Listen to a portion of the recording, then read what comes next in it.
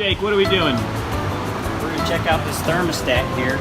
We had a problem with our other basic build that we did. It was overheating, and it turns out it's because the fan was not turning on. So the way that it works is this thermostat here.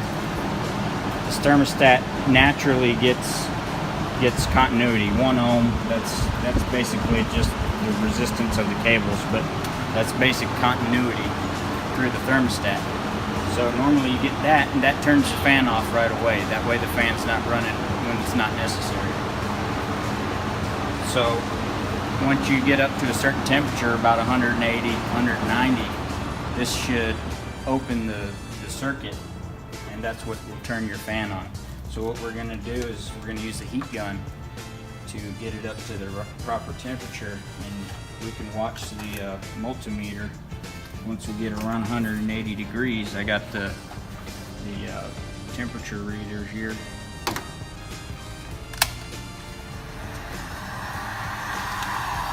It's about 180 degrees in this warehouse. Yeah, so a heat gun is going to work probably the best for doing this because you get a good even heat. It's not going to be a spike. Yeah, so it'll move around a little bit until you'll see that you'll lose it completely.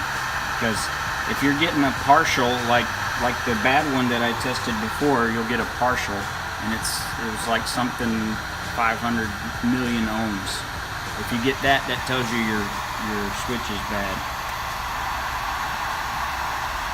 So let's see, we're about 150 degrees, so it takes a little bit. It's got to put the heat into the brass there.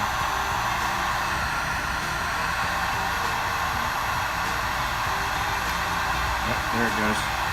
And now you're open circuit because we hit right. Well, this one opened a little earlier, but that's fine. About 180 degrees. 190, so now, yeah.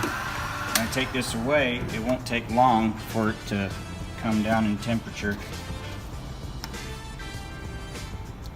And then that'll close that circuit back up and turn the fan off.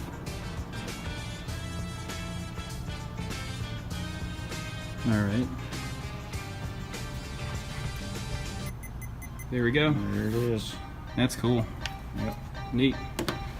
Science with Jake.